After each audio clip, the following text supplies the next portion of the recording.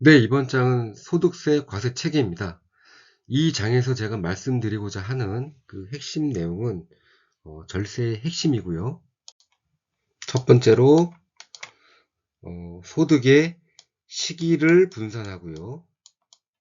두 번째는 소득의 세목을 분산하고 세목. 예. 세 번째는 소득의 귀속자를 분산해야 된다. 귀속자. 네. 많이 들어보셨죠? 절세의 핵심 전략은 소득의 시기를 분산하고 세목을 분산하고 소득의 귀속자를 분산해야 된다. 네, 이 장의 핵심 내용은 이 내용입니다. 소득세 과세 체계를 보면 크게 이제 분류 과세로 세 가지로 구분이 됩니다. 종합소득, 퇴직소득, 양도소득. 예.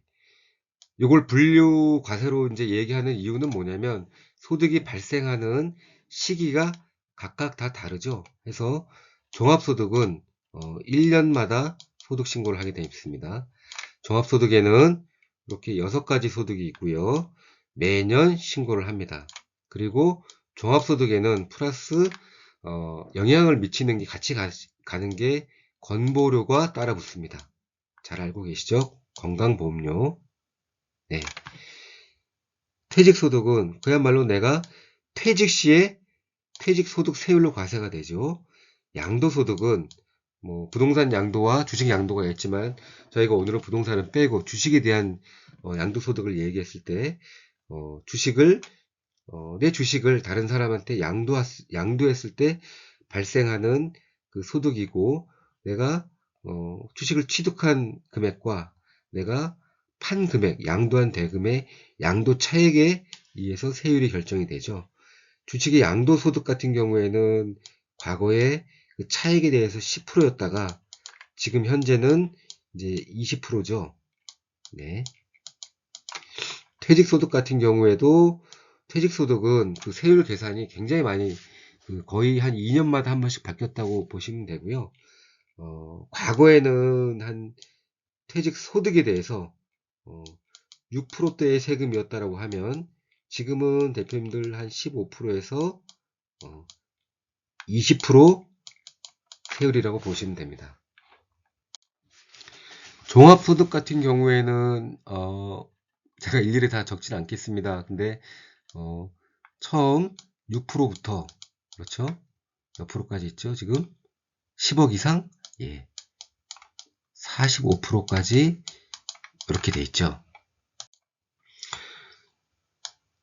종합소득은 말씀드린 것처럼 그 소득 그 구간에 따라서 누진세율로 적용이 되고 여기에는 플러스 말씀드린 건보료가 붙는데 2023년 건보료를 보면 건보료율은 7.09%에 여기에 장기 요양 보험료율이 또 가산이 되죠. 건보료의 12.81%니까 이걸 전체적으로 계산해 보면 내 급여의 7.99%가 붙는다고 보시면 되고 이것은 사업주와 또 근로자가 50%씩 분담해서 지급을 하게 되어 있습니다. 그래서 종합적으로 보면 종합소득, 퇴직소득, 양도소득 이렇게 소득이 발생하는 시기가 다 다릅니다. 해서 분류과세로 각각 소득이 발생하는 시기가 다르기 때문에 이렇게 세 가지를 분류하고 종합소득은 다시 6가지로 나눠지고요. 이 중에 근로소득, 사업소득, 이자 배당, 연금, 기타 이렇게 나눠지는데 근로소득은 대표님들 알고 계신 것처럼 법인에서 매월 받아가시는 급여 상여가 여기에 해당이 되고요. 예, 급여 상여. 사업소득 같은 경우에는 개인 사업자가 만약에 있다라고 하면은 개인 사업 소득이 있을 수 있고 또 따로 부동산을 통해서 임대 소득이 발생하는 게 있다라고 하면은 사업 소득으로 포함이 됩니다. 그다음 뭐 은행의 예금을 통한 이자 소득, 또 법인으로부터 받는 배당 소득 요 두 개는 종합과세 중에서도 따로 분리 과세로 따로 분리를 하고 있고요.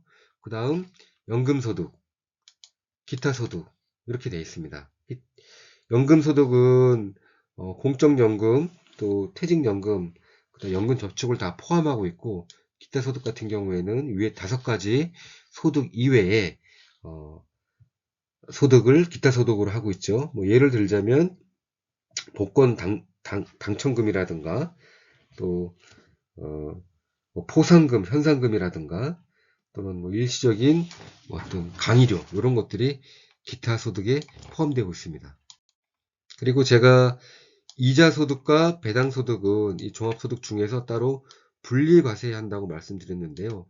이 분리과세의 의미는 뭐냐면 원천징수를 통해서 납세 의무 종결이 되는 것을 의미합니다. 그래서 지금 이자소득과 배당소득 같은 경우에는 연 두 개 합해서 2천만 원까지는 15.4%로 15.4% 원천 징수로 종결이 됩니다. 합해서. 그런데 2천만 원을 초과하는 이 부분은, 이 초과하는 금액은 나머지 소득과 합산돼서 종합과세됩니다. 그래서 요거를 이제 다른 말로 금융소득 종합과세라고 얘기하는데요. 2천만 원까지는 연간 2천만 원까지는 15.4%의 세율로 원천 징수로 종결이 되지만 2천만 원을 초과하는 부분은 다른 소득과 합산이 돼서, 예, 그렇게 되면 다음 연도 합산해서 종합소득 신고를 이제 별도로 하셔야 되는 거죠. 종합소득 중에 배당소득에 대해서 잠깐만 좀 부가 설명을 하자면, 배당소득 같은 경우에는 두 가지를 고려해 볼 수 있습니다. 첫 번째는 만약에 대표님이 100%의 지분율을 가지고 있다 라고 했을 때는 그리고 사업이 잘 돼서 이제 보수를 올리고 싶다, 근로소득으로 올리고 싶다라고 했을 때 현재 예를 들어서 연봉이 1억인데 이것을 연봉을 1억 2천으로 그대로 이렇게 갈 거냐, 아니면 연봉은 1억인데 나머지 추가되는 그 금액에 대해서 배당으로 2천을 가져갈 거냐에 따라서 이 두 가지 급여를 그냥 1억에서 1억 2천으로 올릴 것이냐와 새로 더 가져가는 부분을 배당으로서 2억을 가져가느냐에 따라, 여기에 따라서는 세율이 적용되는 세율이 다르기 때문에 소득 디자인을 통해서 이렇게 유리한 방향으로 가시는 것을 고려해 볼 수가 있고요. 두 번째는 예입니다. 대표님이 지금 100%세요. 혼자 다 가지고 계신데 1억을 배당하려고 합니다. 이랬을 때는 대표님께서 기존에 뭐 예를 들면 8,800만 원 구간의 급여 받고 계시다. 이게 세율이 24%입니다. 그런데 아까 말씀드린 것처럼 대표님 혼자 주주일 경우에는 혼자 배당 받으실 수밖에 없고, 그렇게 해서 만약에 1억을 배당을 받게 되면 2천만 원까지는 분리과세를 통해서 15.4%로 종결되지만 추가되는 8천만 원은 대표님 급여, 기존에 받으시는 급여에 합산되겠죠. 이러면 추가되는 이 8천만 원은 과표가 어떻게 되죠? 35% 구간에 해당됩니다. 이렇게 해서 8천만 원에 대한 그 추가적인 배당은 과세 표준 35%의 세금을 내시는 반면에, 예를 들어서 1억의 배당을 하는데 주주가 5분이다. 그래서 대표님 그 외에 이제 배우자가 있을 수 있고요. 자녀 1, 자녀 2, 자녀 3 이렇게 예를 들겠습니다. 그랬을 때 이렇게 해서 예를 들어서 이 1억 원에 대한 배당금을 제가 쉽게 이제 예를 들어서 표현한 건데요. 만약에 대표님 2천, 배우자 2천, 자녀분들 2천,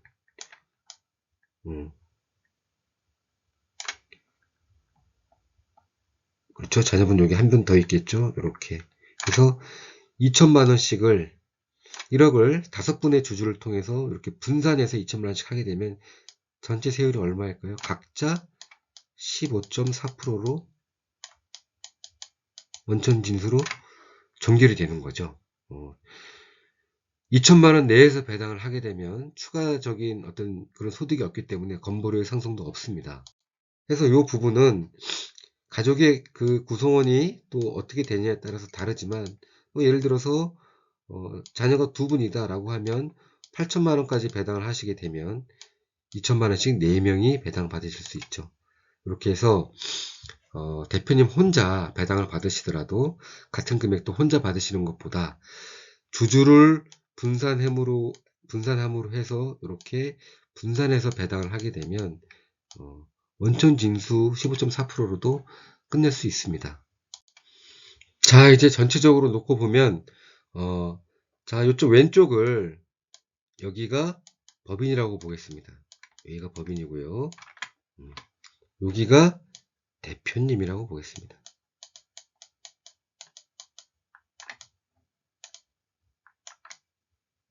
자, 대표님은 지금 임원이자 플러스 주주이시죠? 그러면 쉽게 말씀드려서 이 법인에서 우리가 이익금을 환원해 올 때 개인으로 대표님께 이렇게 환원을 해올 때 통로가 기본적으로 몇 개인지 한번 살펴볼까요? 대표님은 법인으로부터 경영을 하시는 대가로 근로소득을 가지고 옵니다. 요건 임원이죠. 임원의 권리인 거죠.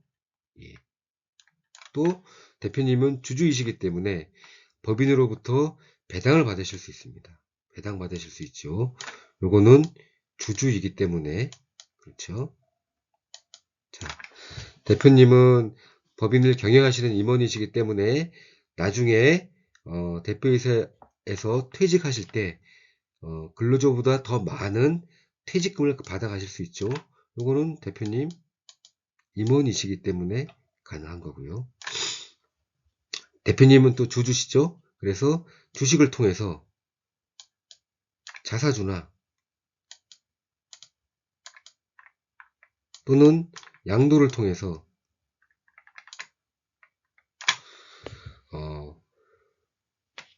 대표님이 양도소득을 발생시킬 수 있죠. 요거는 대표님 주주이기 때문에 가능한 겁니다. 자, 보시면 가장 크게 대표님은 임원의 권리로서 근로소득과 퇴직소득으로 분산할 수 있고요. 대표님 주주이시기 때문에 배당으로 받을 수 있는 배당소득과 또 주식에 대한 양도를 통해서 양도소득으로 이렇게 소득을 분산하실 수 있습니다. 자, 그래서 처음에 서두에 말씀드린 것처럼 절세의 핵심 소득의 시기를 분산한다. 종합소득이냐 퇴직이냐 양도냐 이렇게 분산해서 가져올 수 있는 게 가능하고요. 두 번째는 세목을 분산한다. 종합소득에 보면은 근로소득으로만 가져올 거냐 근로와 배당을 같이 해서 세목을 분산해서 가져올 거냐 가능하죠. 마지막으로 소득의 귀속자를 분산한다 라는 것은 아까 제가 배당소득 설명드릴 때 대표님이 혼자 배당을 받으시느냐 아니면 주주가 여러 명으로 분산해서 분리과세 연간 2천만 원까지 할 수 있는 이렇게 할 수 있는 귀속자를 분산해서 엑시팅을 하느냐 세 가지 다 가능하다는 말씀인 거죠. 그런데 안타깝게도 저희가 실질적으로 만나 뵈면 법인에서 대표님께로 이렇게 이익금이 환원이 되는 과정에서 이러한 기본적인 근로, 배당, 퇴직, 양도를 거치지 않고 오로지 대표님 근로소득을 통해서 이렇게 환원해 가는 이 방법 하나만 쓰고 계시는 분이 많더라고요. 근로소득은 곧 종합소득에 해당이 되고 건보료가 아까 같이 따라 붙는다고 했죠. 그래서 근로소득이 높으면 높을수록 종합소득 세율 6%에서 45% 이 구간에서 계속 세율도 높아집니다. 오늘 이 그림에는 제가 다 지금 표현을 안 했지만 종합소득은 어떻게 가져오느냐에 따라서 이렇게 세금이 분산이 되는 거고요. 이렇게 세율이 돼 있고, 퇴직소득은 지금 제가 20%로 표기를 했지만 개인에 따라서 15에서 20%로 보시면 되고요. 양도소득은 기본적인 것이 20%이고 과거에는 6억까지는 세금이 하나도 없었고 10억을 양도소득을 통해 가져오는데 한 6.8% 정도? 네. 이렇게 해서 법인으로부터 대표님으로 세금 없이 혹은 6%대 세율로 이렇게 해서 이제 이익금을 환원을 한 거죠. 이 부분은 지금 제가 다음에 다시 한번 설명드릴 기회가 있겠지만 소득세의 이런 어떤 체계를 알게 되면 대표님 오로지 근로소득만을 통해서 법인으로부터 환원하는 게 아니라 말씀드린 것처럼 임원과 주주의 권리를 통해서 적절하게 분산해서 가져올 수 있는 방법들이 있고요. 이러한 부분들을 내가 원하는 때, 원하는 시기에 또 원하는 세목으로, 원하는 귀속자로 이렇게 하기 위해서는 여기에 대한 이 통로를 다 여셔야 되는데 이 통로 여는 작업이 결국은 회사의 정관이라고 보시면 됩니다.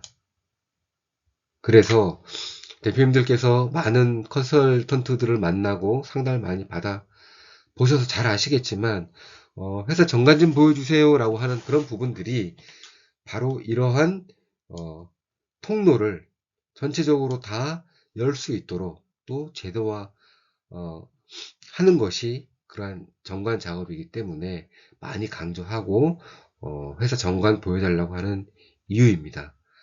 오늘 이렇게